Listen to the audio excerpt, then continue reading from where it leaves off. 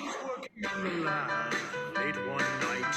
My eyes beheld an eerie sight. For my monster from his slab began to rise, and suddenly, to my surprise, he did the mash. He did the monster mash. The monster mash. It was a graveyard smash. He did the mash.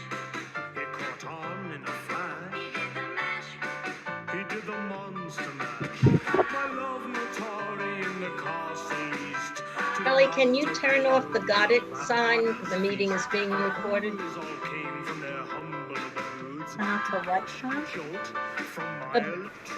It says this meeting is being recorded. It's a big block on the. Yeah, you have to click. Everybody has to click got it. Ah. It's your informed consent. Just click the blue button. Okay. Click OK.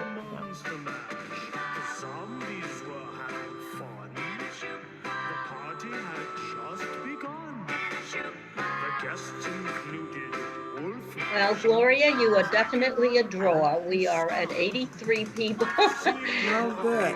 He got on chains backed by his baying hounds. The coffin bangers were about to arrive with their vocal group, the Crypt Kick of Five. They played the Monster Mash, and it was a graveyard smash. They played the mash. It's caught on in a flash. They played the mash. They played the Monster Mash. Out from his coffin, Drax's voice did ring. Seems he was troubled by just one thing. Opened the lid and shook his fist and said, "Whatever happened to my Transylvania twist? It's now the mash. It's now the Monster Mash. The Monster Mash. It's now a graveyard smash. It's now the mash. It's caught on in a flash. It's now the mash. It's now the Monster Mash. Now everything's cool. Drax a part of the band. And my Monster Mash. Doc, if you could put it softly in the background as I move, because it seems to be okay. All right, I'm going to start. And if you could just, yeah, I don't think it's bothersome. Okay. Yeah, you can put up just a little bit. Just a little more. Thank you. Hi, everybody. Welcome. Wave if you see me. And so happy to have you here. The little background music is, I remembered it was going to be Halloween. And if we were in person, we would have all kinds of terrible candy to eat. But we're not in person. But we're here, and thank you so much for coming, and there is a wonderful group here. I'm going to go quickly through some information. I always want to thank Kelly Clarida, who is Wave Kelly, who is the program coordinator, who works really hard because our plans change daily. And every time they change, we have to change everything, but we're still dealing with COVID. Also, Doc Lang on Wave Doc, who helps with all of the lovely visuals that you see and the graphics. We could not do without her. And the advisory board, we are having a little meeting at the end, which will take a very short period of time, but thank you for helping me out and being there.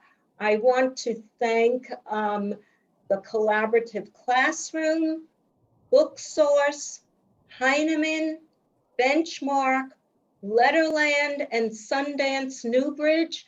They have donated and sponsored gifts for the people who are listed. I'll be back in a minute with those who received a wonderful book from Janet Wong, who is a poet that you all know. She's going to say hello in a minute, but we're delighted and thank her for books, one of her brand new books called Good Luck Gold, about her cultural background. They are wonderful. And lucky people got them in the mail already. just to remind you, we do a lot of coaching. We are out there and working hard with you and would like to continue to do so. So be in touch. The Rutgers Reading Club is out there too. We're beginning a new one with a wonderful coach in the Newark Public Schools. We also have our reading programs at Rutgers, Masters in Reading and Supervision, both certifications. And I'd like to share a course with you I'll be teaching next spring called Literacy Method. Well, it's a literacy methods course called Current Topics in Reading Education. So those of you who are listening, who are in the program, get in touch with me about this. And this is open to anyone, actually. We have a big change coming. We decided that to have Kelly Gallagher in November was not going to work well.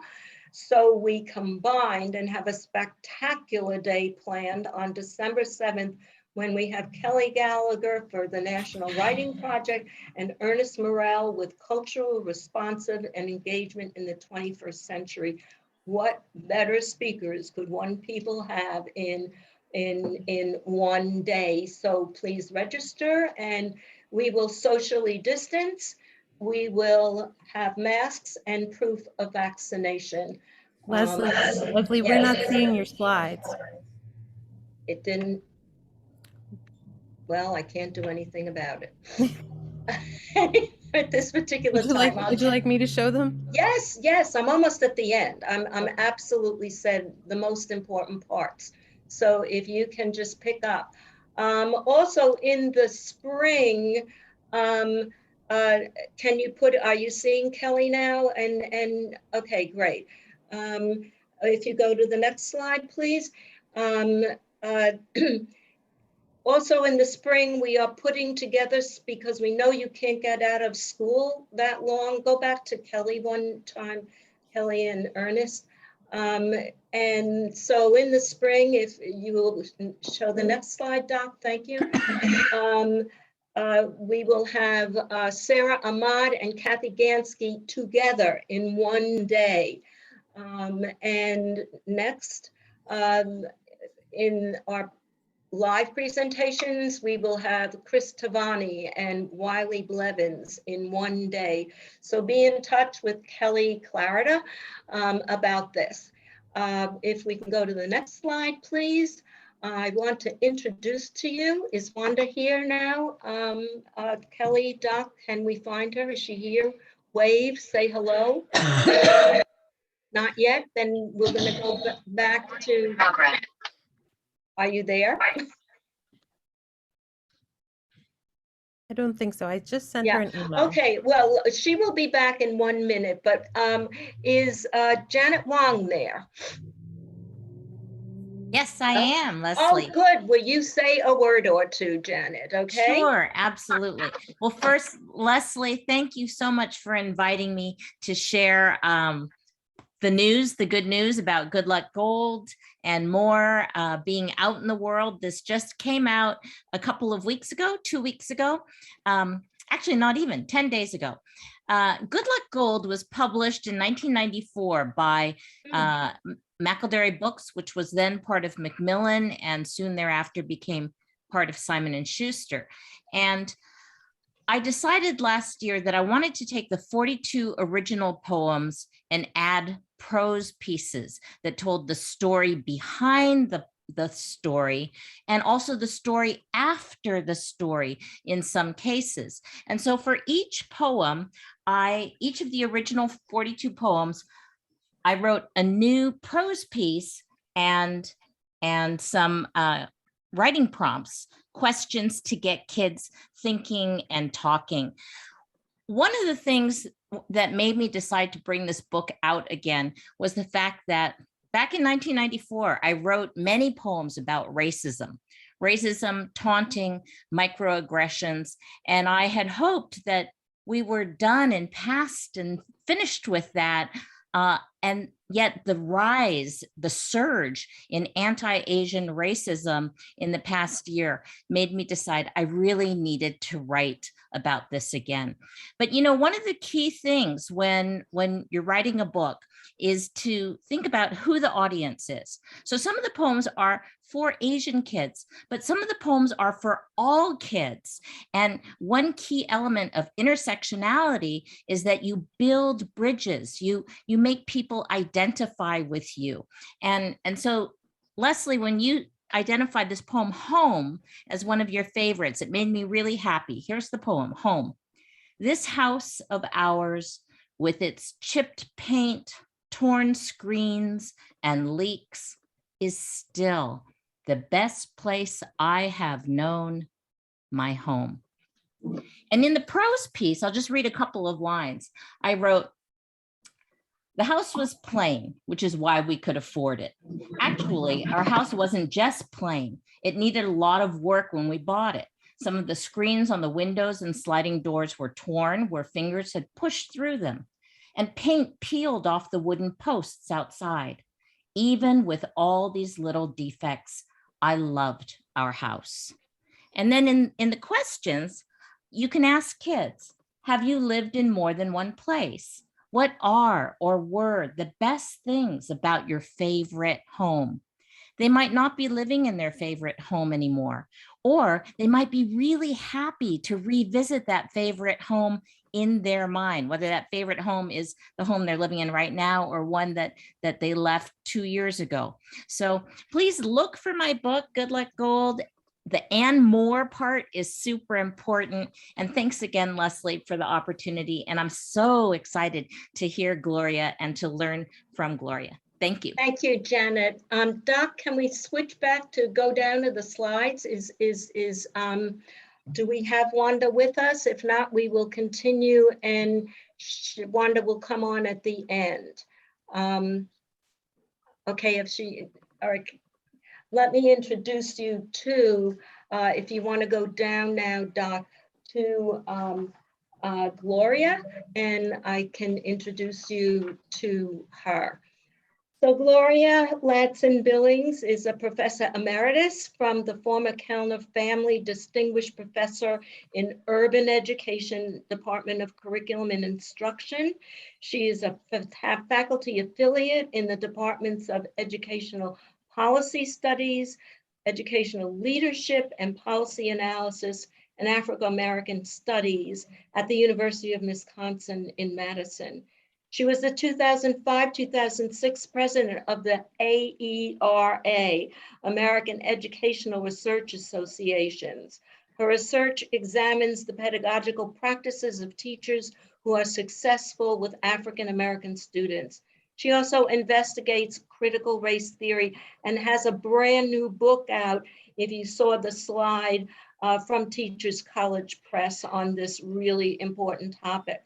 She's a recipient of honorary degrees from Umeå University in Sweden, from the University of Massachusetts in Lowell, the University of Alicante in Spain, the Erickson Institute in Chicago, and the Morgan State University in Baltimore. She's the winner of numerous awards and is currently president of the National Academy of Education. We are really pleased and proud and honored to have you, Gloria. Thank you so much, Leslie. I'm hearing an echo, so I don't know what that is. We're but okay. I do know that Wanda did show up, so I'm going to see the beginning just so that she can say hello. Oh, okay. Thank you. Wanda? Well, thank you. Thank you. Thank you, Dr. Morrow, and thank you for your leadership in bringing these fantastic opportunities to the GSE community and to our PK-12 colleagues as well. So I really thank you for all of our work. Okay, someone needs to mute. Please I think mute, somebody's everyone. in trouble. Please mute. And please mute your computers. OK，那你明天记得跟他说生日快乐，好吗 Please mute your computer.？OK，Thank you，谢谢。 Please Kelly. mute your computer. Okay, it's muted now. Thank you. Kelly, you may want to exercise supreme control. But as I was saying, Leslie, thank you so much for everything that you do to ensure that we continue to have really exciting and outstanding scholars that are speaking to us about important issues related to literacy. You've been at this for a long time. And as there's a little saying in my community back in Arkansas, and you're not tired yet. And we appreciate your dedication. I also would just like to welcome everyone to the conference today. We wish we could have done this in person. That had been the original plan, but we do what we have to do to keep everybody safe. We believe in science. And we are delighted to have Dr. Gloria Ladson Billings with us. As Dr. Morrow was introducing her, she forgot to add one additional title, which is Dr. Ladson Billings is the Rutgers Graduate School of Education inaugural Race and Social Justice in Education Distinguished Visiting Scholar in Residence. So we are delighted to have her. I know you're in for a real treat today. I've heard, I call her Sister Gloria, but I have heard Sister Gloria many, many times. And every time she, even if it's a familiar topic, she brings a new and expanded interpretation. So have a great conference today, and thank you all for being here. Thank you for coming, Wanda. I really, really appreciate it. And the floor is finally yours, Gloria. No problem. Thank you so much. I just didn't want, I saw Wanda pop up there and I wanted to make sure that we got to her. After all, she's now my dean. You know, this is my first official duty as a scholar in residence at the GSC at Rutgers University. I want to thank you personally, Leslie, for all of your hard work. And certainly I want to thank Kelly because the logistics is what make these things work. You know, those of us who are academics, we can put our face on anything. It doesn't take us much to get out there and start talking, but it doesn't happen without people behind the scenes. And also want to thank Doc Lang for all of her technical assistance. And to have a poet, Janet, you may not know this, but I usually don't give a talk at Wisconsin without having a poet first. I work with our first wave spoken word hip hop arts scholars program, and so I always invite a poet to start things off for me. So that made me feel really wonderful. So I'm going to share my screen simply because not that I'm so enamored of slides, but they serve as kind of guardrails for me so that I don't ramble. It's one of the things that you do after you've been in this business a long time. So the slides will keep me on task here. So hopefully you will see this in a few seconds. Perfect. And let me just get it in a presentation mode. Oops. I've got to go back because I've got a media problem. So hold on one second. I will be back with you.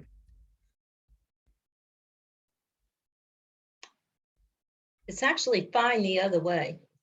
No, I don't.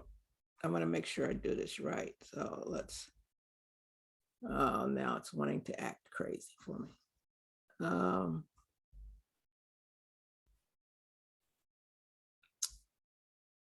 well. It was fine with the on the side, and it was big enough. Yeah, no, the issue right now is I'm struggling to get back to the, oh, okay, here you go. All right. Now you should be seeing something, okay? Perfect. Perfect, thank you. So I've called my remarks today, literacy and the post-pandemic hip hop generation, because it's one thing to say you're teaching literacy, but who are you teaching it to? And we realize that we are dealing with a group of young people who have gone through something pretty traumatic. It is this whole notion of the pandemic. And I actually pluralize that word. Typically, I say pandemics. Now, what do I mean by that? Well, I think that our young people are in the midst of 4 pandemics. Now, somebody's sitting at home going, oh my God, 4, I got my hands full with this one. What does she mean? Well, clearly everybody knows that one. The novel coronavirus, COVID-19, the SARS-CoV-2, whichever scientific term you are using, we know about that one because that's the one that has placed us where we are today, where we cannot be together. I was planning to be at Rutgers. We're still wearing face masks in some places. We are practicing social distancing. We're concerned about hand washing. There's all kinds of things that have been a result of this. And most importantly, we have lost over 700,000 people in this country to this pandemic. But it's not the only one. Our young people are also faced with this one, and that is a pandemic dealing with the racism. Now, someone will say, well, it may be epidemic because it's here in the United States, but it's not pandemic because pandemic is worldwide. Well, can I share with you that when George Floyd was killed, I got emails, texts, phone calls from colleagues in the United Kingdom who said, you know what, we have the same stuff here. This is what happened to Stephen Lawrence. I have colleagues from France who said, you should see what's going on here.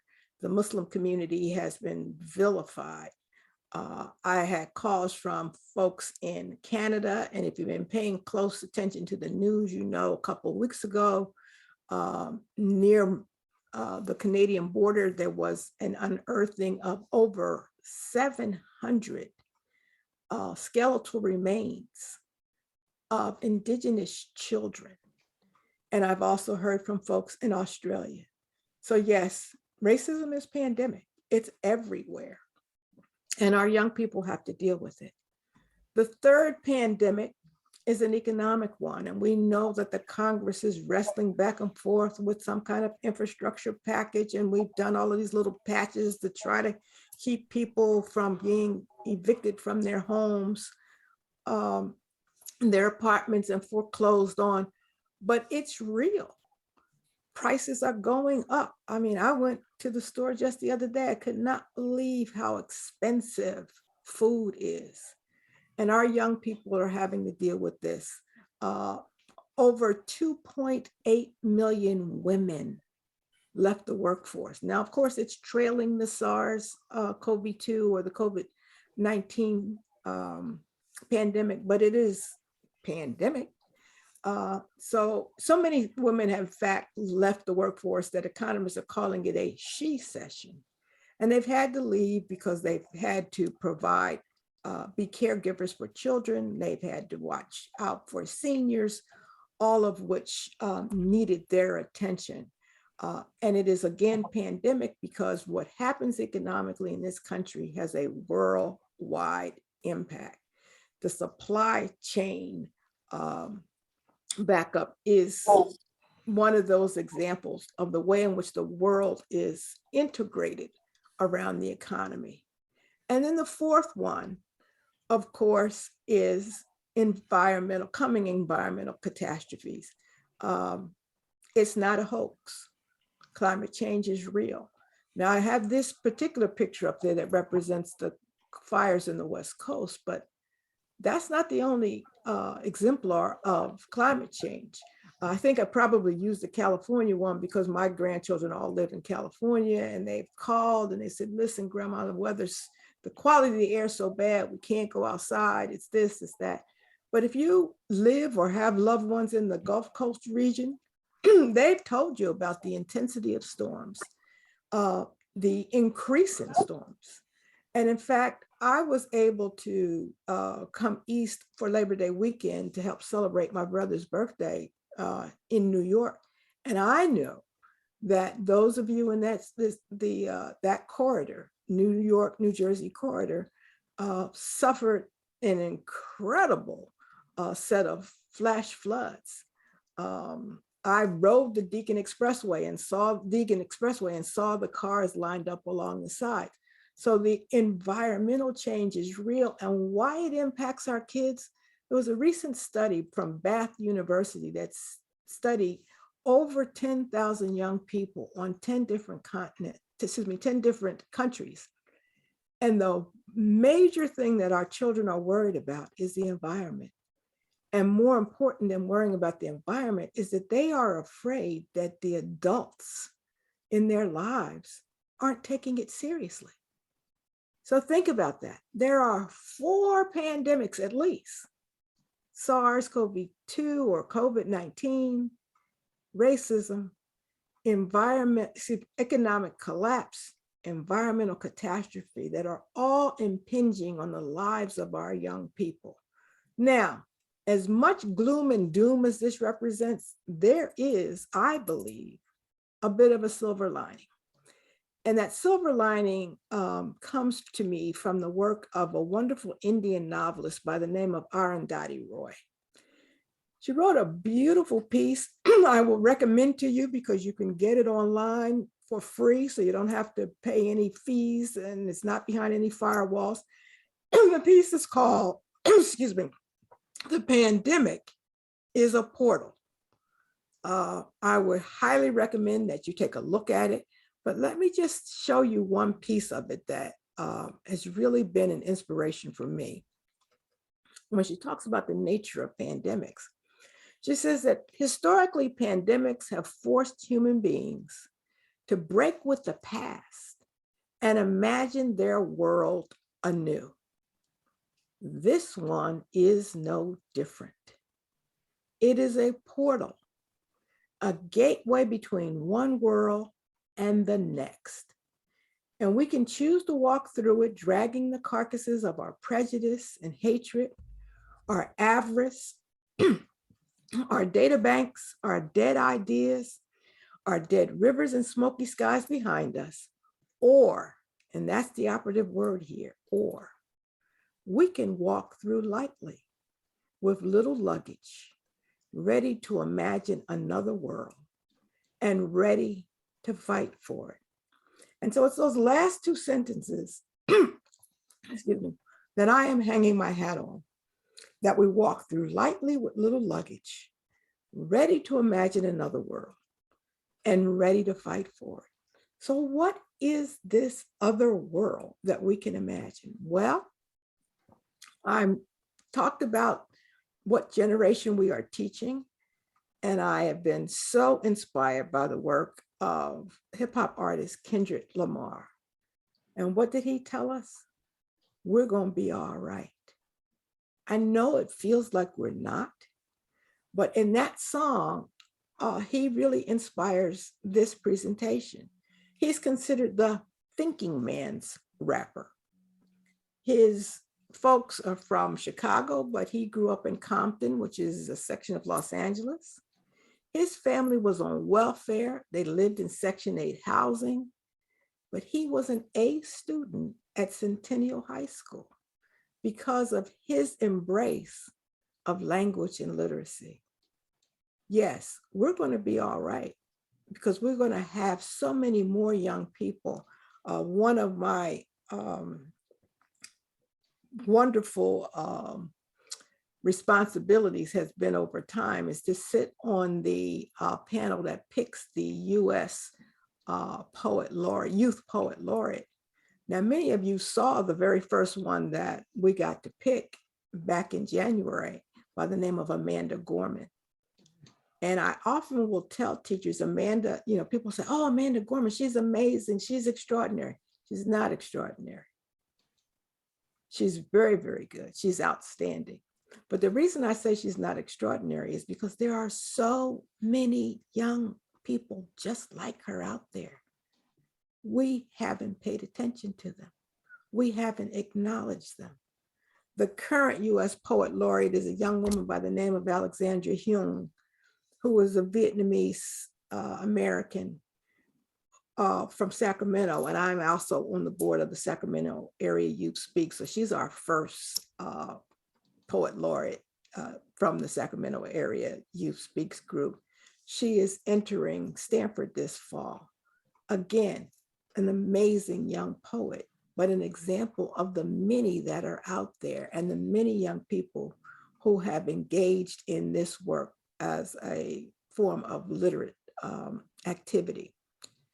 Those of you who know my work probably know it from the term culturally relevant pedagogy.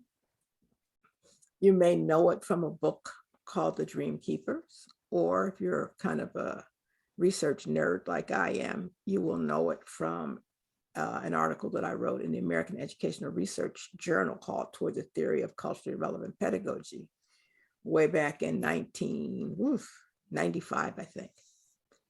Let me just briefly tell you what it's all about. Well, it is about 3 components, and I like to use what I hope is an equilateral triangle. I tell people if that's not an equilateral triangle, don't blame me.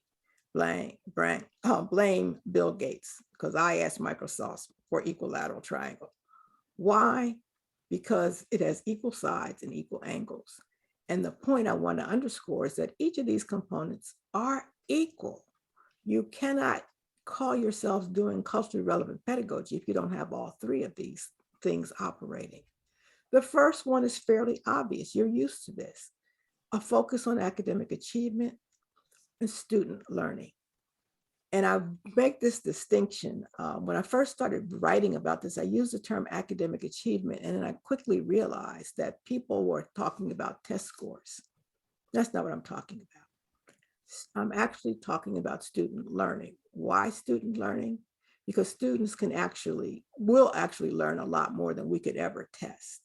So when I say student learning, I'm talking about the difference between what youngsters look like in the fall when they first come into a classroom versus what they look like in the spring when they complete that school year, that academic year. They may not achieve on a standard measure very well, but I always give the example of the 5th grade youngster who shows up in a classroom in that 5th grade classroom reading on the 2nd grade level, but having an amazing teacher who works with him diligently and gets him to a 4th grade reading level.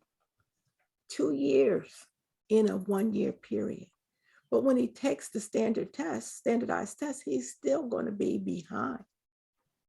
If you're just measuring academic achievement, but if we're measuring student learning, this youngster has learned. So that's the focus that I want teachers to have on student learning. The second component of culturally relevant pedagogy is what I would call the most misunderstood, cultural competence. I think when you say cultural competence, people think, oh, I've got to have pictures and posters and books all about that group of kids that's in the classroom. Well, that might be part of it. But cultural competence is both engaging students' home culture while at the same moment giving them access to a broader culture. So that means that all of our kids need cultural competence. It doesn't let white students off the hook. They come with a culture, but they need to be engaged with other cultures too and become fluent and facile in those cultures. I think the person who says it best is Professor Emerita from Ohio State University, Rudine Bishop Sims. Rudine said in an article once that we need to give students mirrors, windows, and sliding glass doors. The mirrors are those texts, those books, those stories that reflect them, that they see themselves in.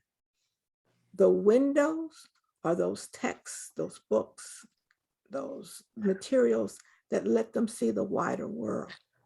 And then a sliding glass door is what lets them traverse between the two, that they can move back and forth.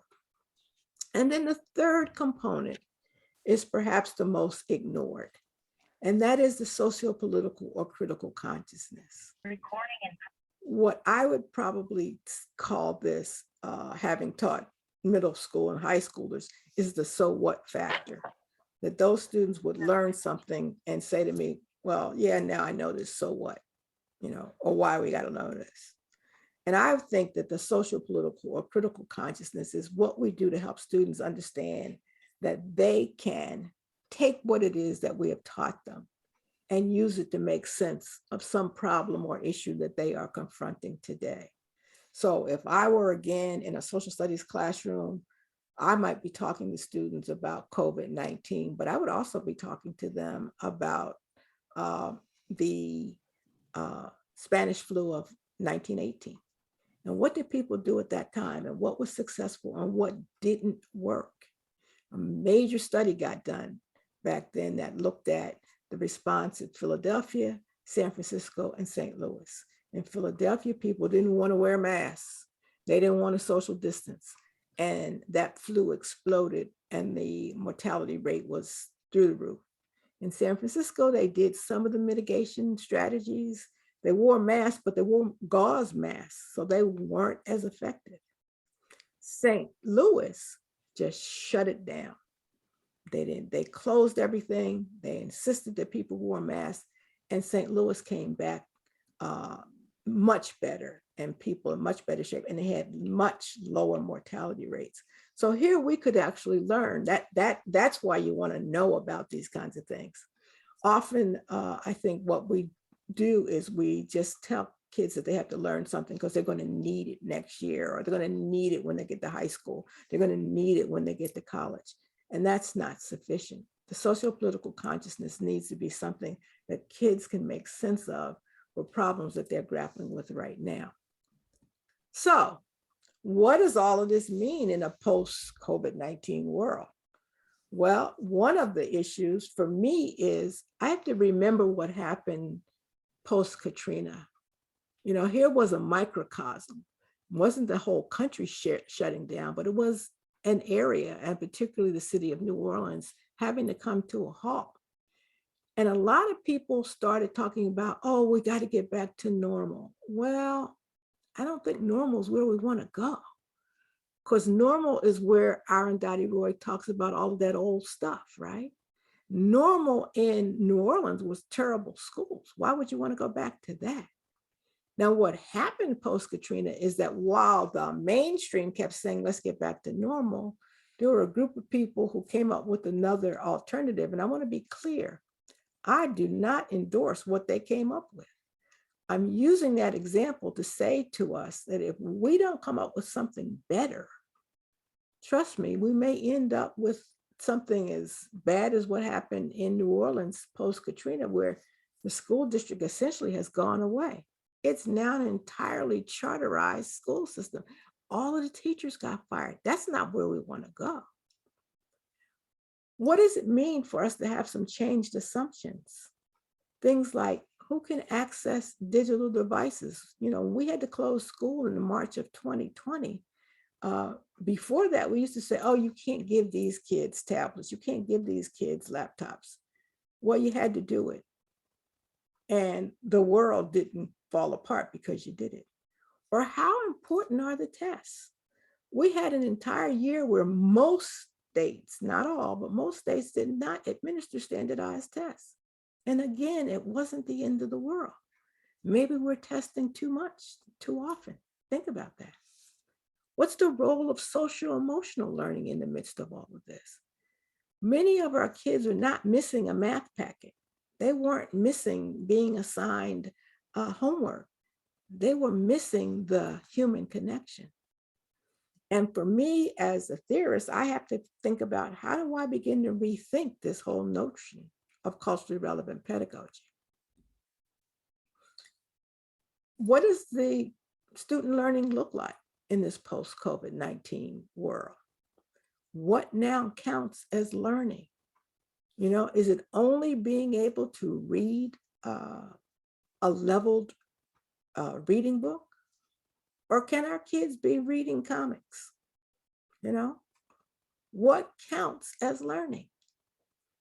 How do we determine what students know versus what they have? For so long, we have been rewarding kids because they have certain things. They have college-educated parents. They have big library at home. They have access to high-speed internet. But that's not really assessing what they know. We're giving them credit for what they have. And can we finally put tests in their proper perspective? You may presume that I am, quote, anti-test from things I've said here, but that's not true. I just think the tests, while they tell us something, they don't tell us everything. I always like to say, if tests told us everything, then the best drivers in our society are 16 years old because they passed the test. Now, all of us know that that's not the case. We know that they're probably the worst drivers in the society. So what is the test really telling us? And can we measure academic progress? My example of the fifth grader at the second grade reading level who ends up at a fourth grade. Can we measure that progress versus only measuring an external standard? The state says you have to be here. The district says you have to be here. In terms of cultural competence, I think we have to ask questions about the role of youth culture. Where does youth culture come to play in this? And I'm going to talk more about that. What about Latinx culture? It turns out that our Latinx students represent our second largest non-white or non-mainstream group in the society. And yet, do we see that reflected in our curriculum and in what we're doing? What about indigenous culture? Each and every one of us are teaching somewhere that was previously indigenous lands. I am on the Ho-Chunk lands here in Wisconsin. I have had students who are Ho-Chunk, but there is nothing in the curriculum that reflects that. What's the role of socioeconomic differences? Just because someone is of the same race or ethnic or cultural group doesn't mean that they're at the same social strata. And that may have a big difference in how they experience schooling. How do we help our teachers understand disparity? You know, we want to get back to some semblance of, quote, normal or the way schools used to be, but it turns out that some of our kids are in such distress. If some youngster is homeless, what do you think the most important thing in their minds? Your homework or where are we sleeping tonight? Your assignment or what are we going to eat today? What's the role of digital literacy? Most of us are used to our texts. And most of us are bibliophiles. We love books. You came to my house, you would notice that there is not one room in my house that doesn't have books in it.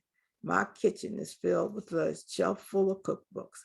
Each of my bathrooms has a book and magazine rack in it. Books everywhere. But COVID has forced us to interact digitally. And our students are often more savvy at this than we are, but we often don't give them credit for that digital knowledge. And then in terms of our critical consciousness, what are the questions that we need to engage? A lot of times we're asking kids that are questions that don't have anything to do with their lives, have little or no meaning for them. But they have real questions. They have questions about the environment. They have questions about the future. They have questions about racial inequality. How do we help the public understand our changing needs? In the beginning of the pandemic, the public figured out, schools are actually important. Oh my God, my kids need to be in school because school is feeding them. So it's turning, one of the things that the pandemic has revealed for a lot of our constituents is that we do more than just the academic stuff. And for what social emotional learning do we prepare? A lot of times I hear people talk about the pandemics and they say something like, yeah, that pandemic's just put up, we're all in the same boat. Well, I disagree. We're all in the same storm known as the pandemic. But some of us rode the storm out on a luxury liner. We just took our laptops, we went home, we set up our ring lights and our monitors and our microphones, and we kept doing everything we used to do, just doing it from home. But there are others who had to go through this pandemic, literally holding on to a piece of driftwood, trying to keep their heads above water because there's no money coming in to pay the rent. Jobs went away. Childcare was not available. Where's the food? So the social emotional needs are going to be different. And there are still certainly families who are in distress. So when we say we need to prepare for social emotional learning, and what about the adults? You know, not all of the adults, the teachers, the administrators are bus drivers and cafeteria workers. The adults that are surrounding our young people have also had to go through some things. And have we paid attention to their needs? And then finally, I'll ask the question, how do we help our students cope with what I'm calling pandemic trauma? The social emotional stuff is the thing that the fact that we all witnessed the storm, no matter how we went through it. But some of our students have had to go through really trauma up close because they didn't just read about who died. For them, people dying is not a number. For them, people dying are names. Might be a neighbor, it may be a family member, a loved one. Something like 125,000 children lost their parents to COVID. That's trauma. That's not just social emotional, that's trauma. And the problem is that not only did they lose these people, they lost them without ritual. In other words, they didn't get to have a funeral or a homegoing. They might have been told only 7 people can be at the funeral parlor. Only 10 people can be at the church. Or you can come to the graveside and do a ceremony, but you have to be socially distant. So there's no coming together of the family and comforting people. So all of these things are happening. So can I kind of take you to the bright side of it and start with this question? How many of you use and allow these things in your classroom? Now, I can't see you because we're in this environment. If I were face to face, I would want to see a show of hands. Because I find it interesting that one of the things that happens often is that I go in schools and see signs that say no cell phones. I find that bizarre. You know, if I were there face to face with you, you would be offended if when you came into the room, I'd had somebody stationed with a basket saying, put your cell phone in here. No, these things are not optional. They are so important to the way we live our lives. Just last week in Texas, there was a school shooting, and many of the parents found out because their children text them. So we need to find ways to integrate this technology. And that, quite frankly, it's not a cell phone. It has more computing power than that which most of us used when we first started using computers. And if you actually check the logs of our students, they don't make that many phone calls. They are texting. They are posting on social media. They are scrolling through the internet for information. We have to find ways to integrate this in their teaching. So one of the things that I do actually in my classes is I run a live Twitter feed for each class that I teach. Here's what I found out, that many of my international students loved it because they were shy about raising their hands and speaking out in class because they weren't accustomed to it. That's not what they did in their home countries. But they could do 140 character tweet. Now Twitter gives you more characters, so you can say even more. Some of those same students were somewhat squeamish about speaking out in class because they weren't confident in their English language. But you know, Twitter lets you spell things all kinds of ways. You can come up with emojis and all kinds of other ways to communicate. And I found that the cell phone has become a really valuable tool with this generation, what I'm calling the hip hop generation.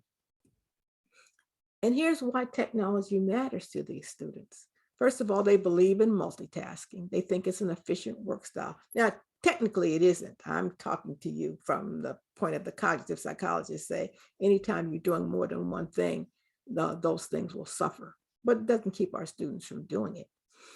They often receive their news via push notices. They're not reading a newspaper. They're looking at internet sites. They're looking at blogs, programs like The Daily Show. That's where they get their news from. To them, email is an old technology. And a lot of times we tell students, well, I sent you an email. They don't read their emails. And for them, that library research is something you do on the desktop. You don't go to the library. They value staying connected. And they have different conceptions of things like copyright, intellectual property, and plagiarism rules. That doesn't mean that we excuse it. It means that we have to teach that. You know, we used to think we didn't have to teach it once they got, say, to college, but they had to be taught that you just cannot, quote, sample everything. Everything can't be a mashup, that you have to give attribution. You have to say that, you know, so one of the ways that I help them understand is that even the songs that they love that are sampled from older songs, that the artist has to pay to do that, to use that. Then they're like, oh, I didn't understand that. That's the same thing. If you're going to use, quote, Shakespeare, you can't pay him, but you can certainly give attribution and say that's where you got that from. So a question that I have, and if you were on this earlier, you noticed that Leslie started with the Monster Mash. I asked, do you have a class playlist? Why or why not? What do you use it for? What's on your playlist? How do you build the playlist? I have a playlist for every class that I teach. I use it as a way to get students engaged. And what's on it is typically popular songs, but it's built by the students. And so if you're in K-12, you can set the criteria out for students as to how to build their playlist. It's like, no, we're not having anything on it that uses profanity. No, we're not having anything that's sexist or racist or misogynistic. They know what's okay and what's not okay. And what I found is that students literally want to hear when their song comes up on the playlist. I usually use a playlist to get class started. When I'm still getting things together, it's really the intro. Sometimes it's the outro, but mostly it's the intro to the class. So one of the things that I would have done with you is, if I were in person, is had you answer these questions. List a rapper that you hate, list a rapper that you think is overrated, one that you think is underrated, one that you love, one that you secretly love, your favorite rapper of all time, and who you think is a rap GOAT or greatest of all time. Now, the thing that's interesting when I do this in person, there's a lot of people that can't answer any of these. So for that little space of time, I put you in the same place that some of our students are in. I don't know how to respond. I can't answer these questions. I don't know what this is about. It also kind of points out that you're outside of the world that the kids are living in. So when I do this, of course, I always share my own list because I don't ask students to do things that I don't do myself. So here's my list. A rapper I hate is Soulja Boy. I think he's terrible. You know, who I think is overrated is Lil Wayne and Macklemore. Who I think is underrated is MC Lyte. If you watched the program earlier this week on Women of Hip Hop, you saw her, and I just love her. I think her work is so amazing. A rapper that I love, I picked two, Kendrick Lamar and Lauryn Hill. I secretly love Ludacris. My favorite rapper of all time is the GZA from the Wu-Tang Clan. And my rap greatest of all time is Nas. I tell people all the time that the Dream Keepers and Illmatic came out the same year. That says something to me. But let's say you're not there yet. You're not interested in doing this kind of work yet. but our kids are. So what I would say is from the standpoint of literacy, there are a variety of books that you should be having in your classroom library. So if you're teaching young readers, you want to have books like The Hip Hop Alphabet by Howie Abrams. You want to have When the Beat Was Born by Laban Carrick Hill.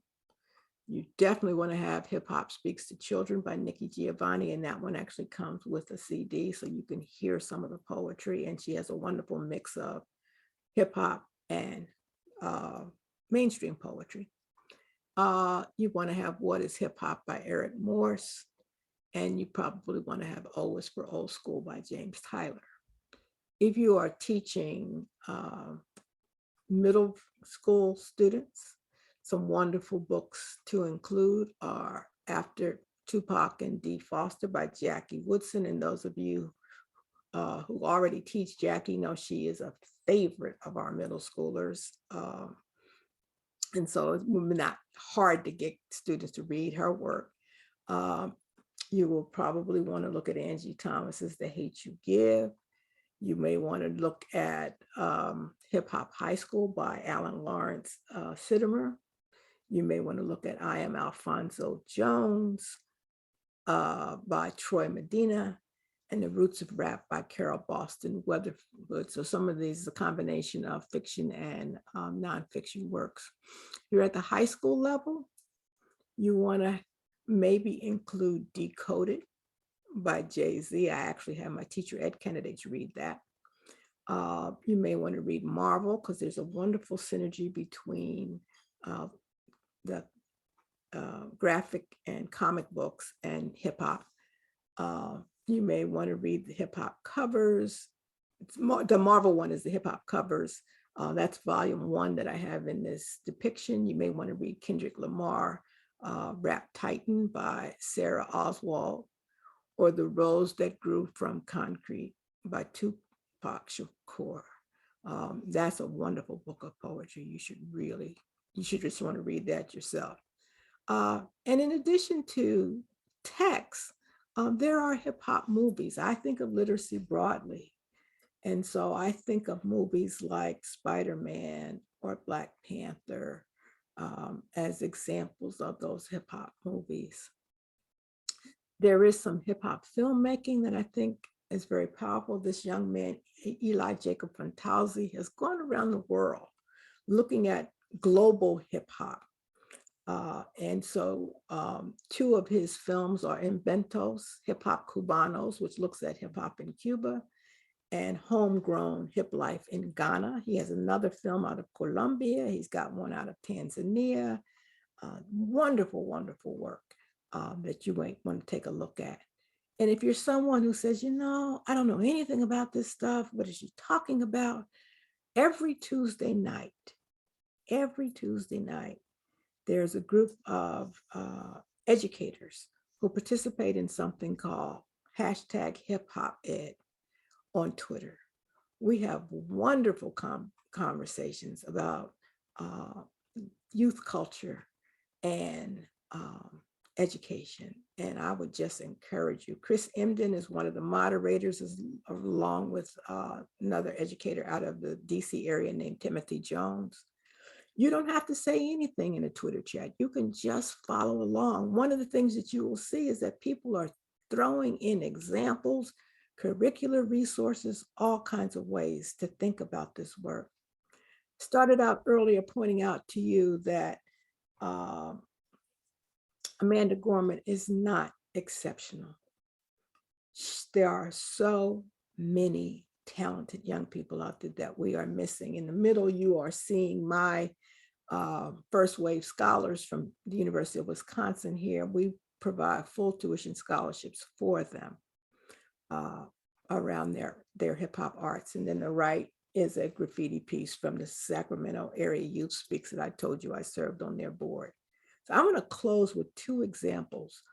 One from one of my former first wave students who is now a graduate of the University of Wisconsin, went on to get a master's degree at the University of Florida, and is a working actor in Los Angeles. And then a second is a piece done by an 18, at the time he was 18, now he's an adult beyond that, but coming into our First Wave program by Elijah Furquan. So let's start with Jonathan Williams. We have our national final Raise Up champion, Raise Up winner and champion. His name is Jonathan Williams. He's out of Milwaukee, Wisconsin. I want y'all to give it up for Jonathan Williams, y'all.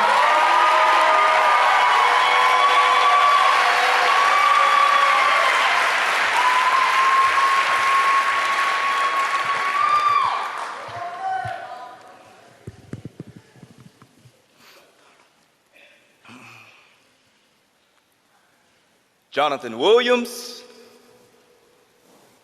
absent. See, I always had the mental capacity and the master key to overcome any academic tragedy, but I had to see and learn from my faults, because my rotten GPA were where my lessons were taught. I was a 3.6 high achiever up in middle school. No guidance resided in my silence, and swimming pools didn't appreciate the doggy paddle that I had mastered when Jonathan Williams was absent. Alexander Hamilton High, Milwaukee Public Schools finest. I learned the art of skipping classes and wrote Bueller on my eyelids. Detention room sidekick with some fly kicks and a tight click. Balled up homework in the same fist these students fight with. Jonathan Williams, absent. It was tragic. Amidst good times and laughing, my GPA was dragging against a system not meant for me, mentally in misery. My freshman year stats, 102 days absent. All Fs, 0.0 GPA, cumulative. Swimming pool, doggy paddle. Drowning. I started a movement for improvement, but couldn't dry off with the white towels my teachers threw in. I tried to show my mind could grow like every other student, but people pass on your perspective when your presence also truant. More than a reflection of a freshman year screw up with a blueprint of a ladder, but no tools for me to move up.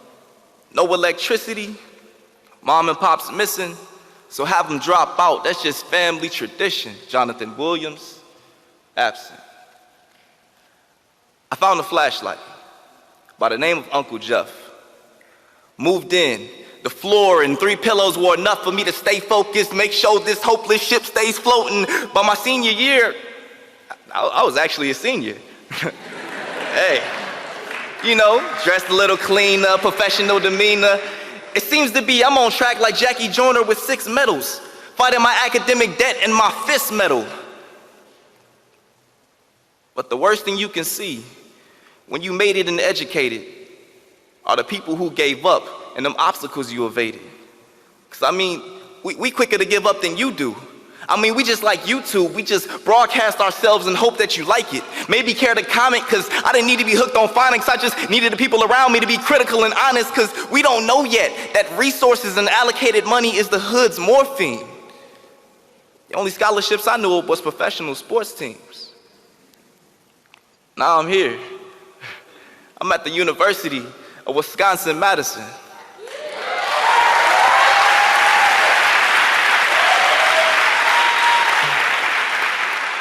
A scholar and resident, full tuition scholarship and Kappa Alpha Psi president.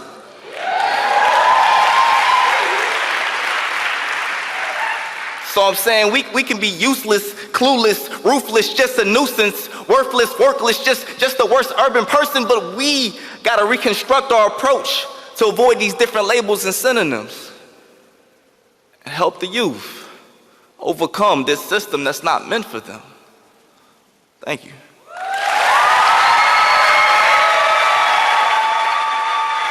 Now, I should tell you that the first iteration of that was the completion of an assignment that he did for my class. And we worked on it and modified it and refined it. And so that presentation actually won him the Raise Up contest in Washington, D.C. He's giving that performance at the Kennedy Center in Washington, D.C. So that's Jonathan. And I should let you know that I actually heard from him today. He had on his Instagram pictures of him and Uncle Jeff, the one who served as his flashlight. Let me just wrap up with linking this kind of work to a subject matter field. Remember, I talked about one of the things that our young people are most concerned about, the pandemic, that they really worry about is climate change. So take a look at Elijah Furquan and his interpretation of what's happening in his community around climate change.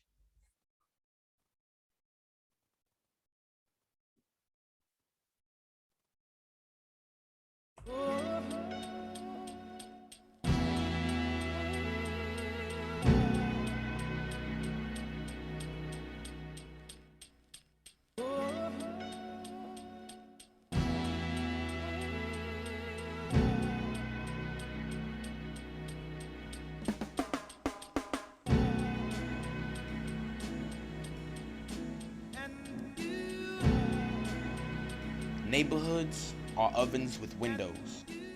And as the knob on global warming increases, lives are preheated until a soul souffles. Pancake stack projects are poured over with a humid as thick as molasses. Heat and humidity are the perfect appetizer on death's plate. It's an all-you-can-eat buffet from May to October, and senior citizen discount is every day. If thermometers can measure temperatures, they should be able to measure human anxiety. As the temperature rises, we reach boiling points. Attitudes of those around us rise quicker than mercury, and the pressure of staying cool causes us to explode. Compressed living complexes circulate heat and cause compressed feelings to converge upon our neighbors in the hood.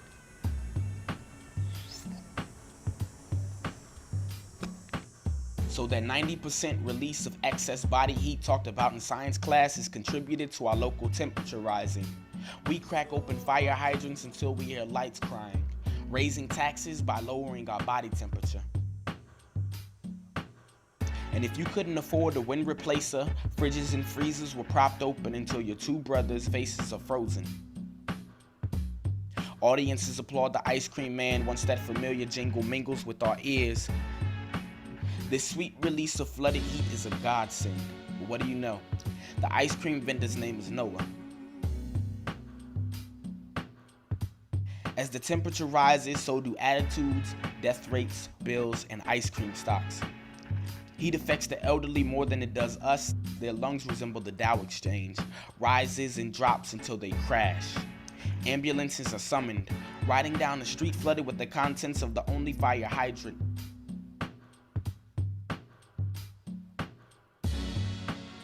And we have only just begun to fry.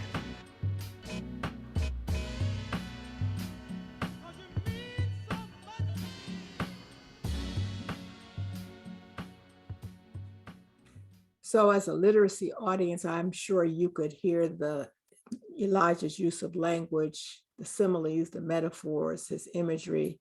But what you should know is, as I said, this is him at 18. This is about 7 or 8 years old. So now Elijah's 25, 26 years old. He has completed a degree in environmental studies, and he's a climatologist. There's so much our young people can do. I remind you of the admonition of Arundhati Roy, that we can go through this portal with light luggage into a new world and be ready to fight for it. Thank you so much.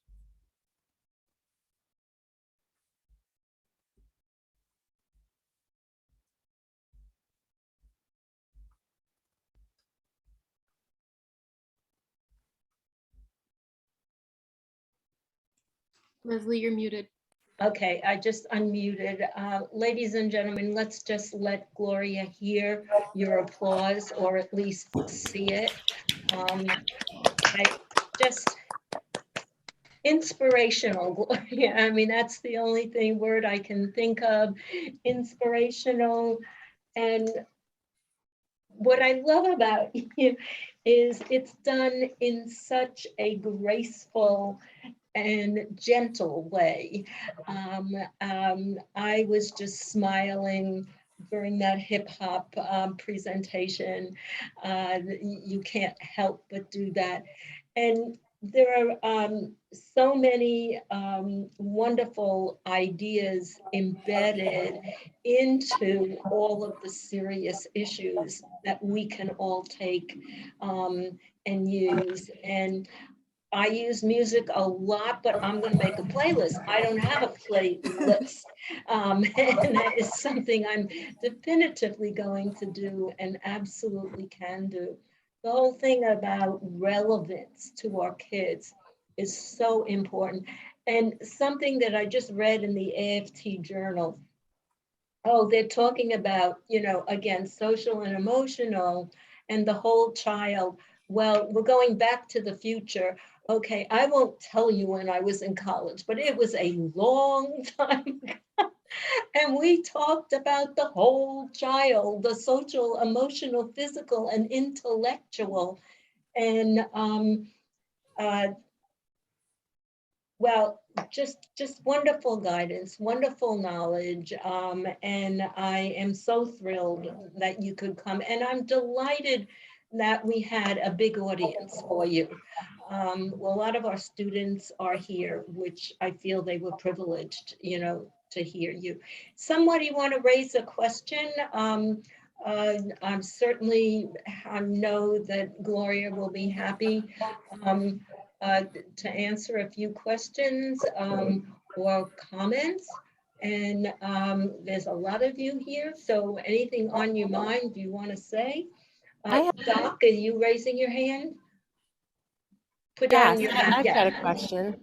I often use slam poetry and spoken word in the classroom, but I just wanted to ask your advice. How do you deal with when students bring up very emotional issues in the classroom for their own emotional well-being, as well as what's going on with the rest of the students in the room? I always struggle with, what the best way to handle that is, if you have any suggestions or advice. Well, I think one of the things you do have to help students understand is the whole notion of audience. And so there is a point at which I would probably have students, first of all, write out. If they don't write the poem itself, that they write, tell you what they want to talk about, and then maybe having the conversation about how close to home is this particular topic for you? How do you think the audience will receive it? Just getting them to think about that. I think we pretend that our students are not dealing with hard issues. They are. And I think we have to lay a groundwork that says, this is a place in which you should feel safe. You should feel comfortable. And one of your options is to not be self-revelatory. You don't have to tell us everything.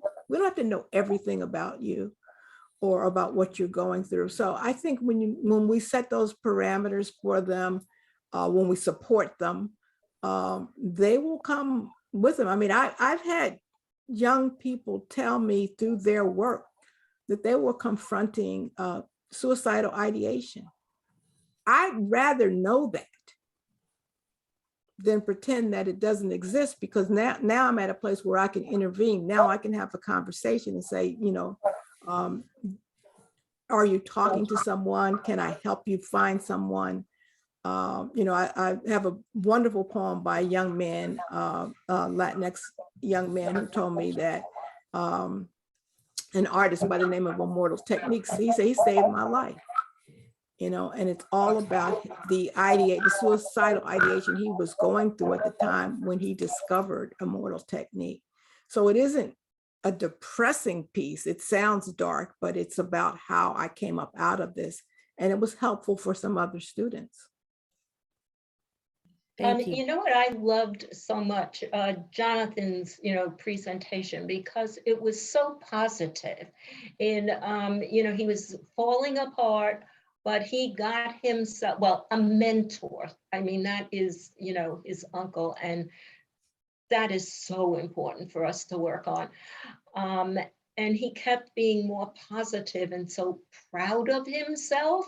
And, I can attitude. So I'm going to I've seen it before, Gloria, when you've done it, but I need to copy it and use it. Well, and I would also just say that, I point out to teachers for the most part, the point where he says that in his freshman year, he missed 102 days. Yeah. And for most of our systems, he's done. He's done. He can't go any further. Yeah. And the fact that we were able to make sure he kind of got back on track and still enter the state's best university is amazing. Yeah. And so proud of himself, and he should be. Yeah. Someone else.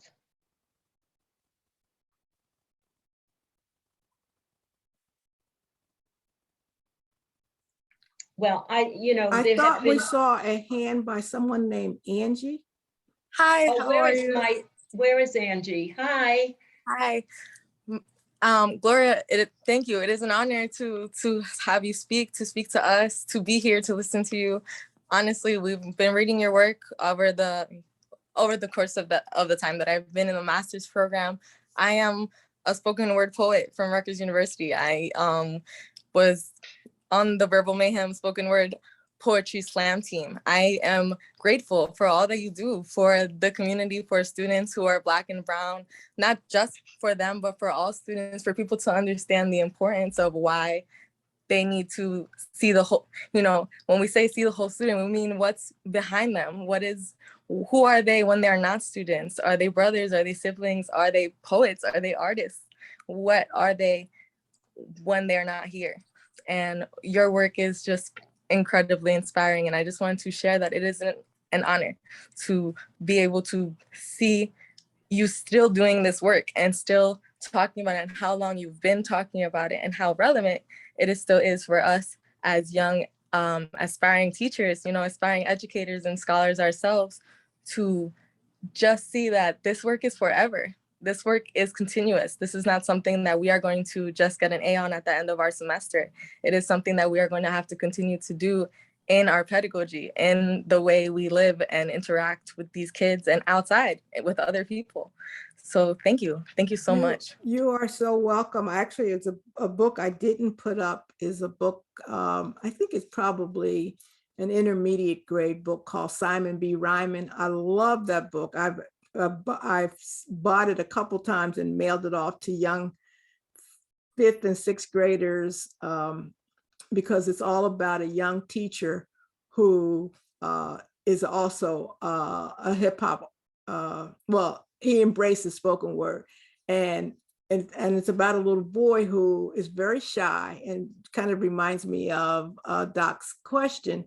This kid wants to be able to express himself, and in his head he's saying all these amazing poems, but he can't say them out loud, and he can't seem to get them out.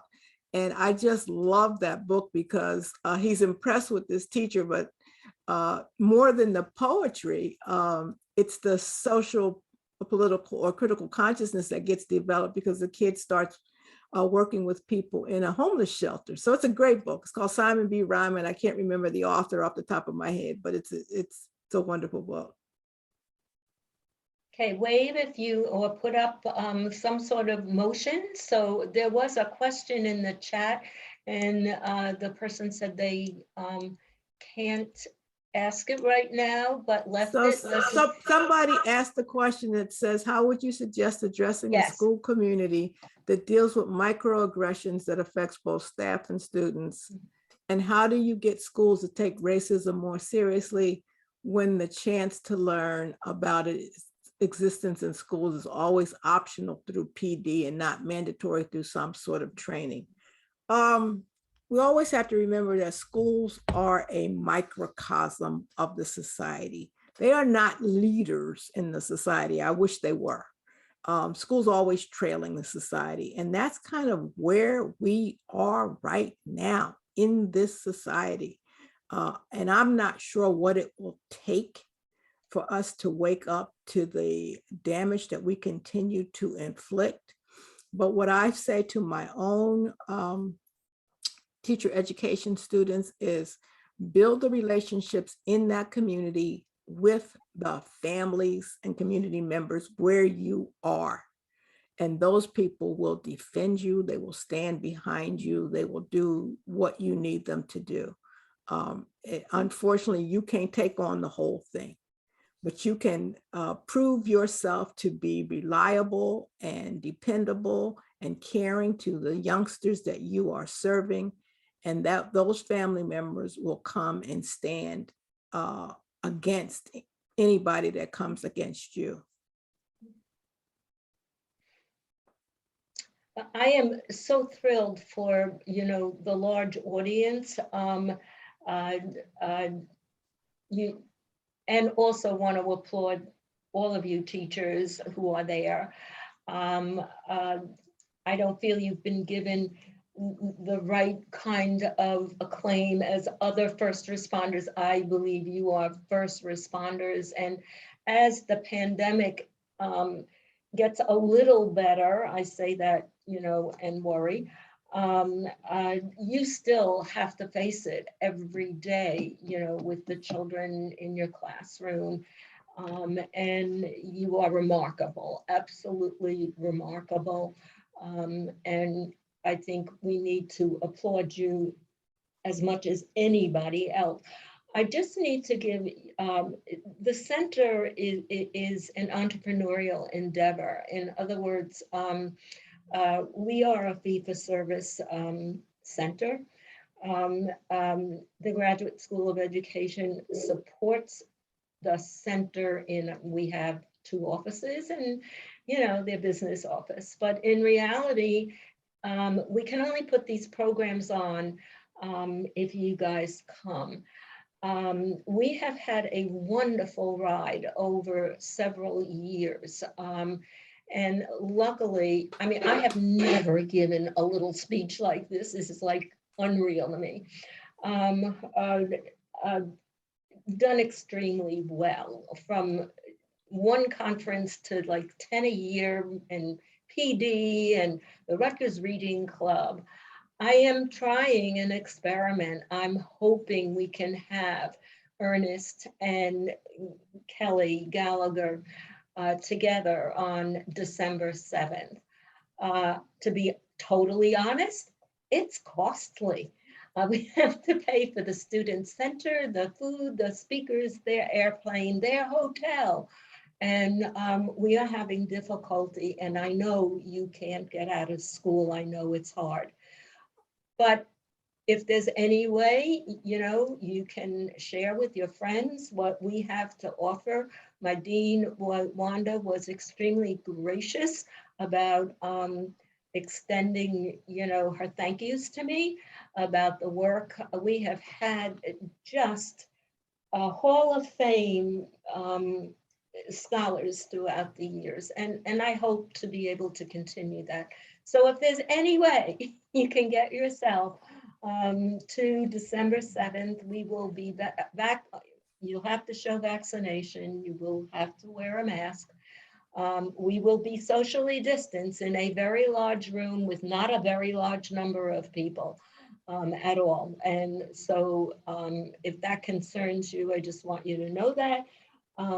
And I hope that we can continue the center. COVID has affected everybody in many different ways. I really can't thank Gloria enough. I think she was just a spectacular, and I'm glad she came, even though it wasn't in person. Janet, thank you for dropping by, and good luck with your book of Asian poetry. I loved them. I really loved them, and the ideas, and Wanda for coming and supporting the center. Come to Rutgers University. We are really good. We are a Research 1 institution, and Big Ten does not mean that we have good sports. Although we have a lot of good sports other than football. God forbid, I say, please help, whatever. It is an academic, actually, community you have to be invited into to be a Research 1 institution. But come to our football games. They are so much fun, even when we lose. But again, thank you so much for coming. Again, our next event is not until December 7th, but, and I know this is still a tricky time. To be honest, I need 80 people to pay the bills. And we got about 40 now, which is exciting that we have 40.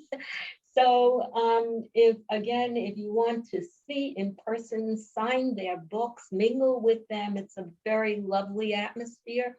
And it will not be big. I mean, it will not be big, but it'll be in a very big room. So thank you all. I am so grateful to all of you for being here.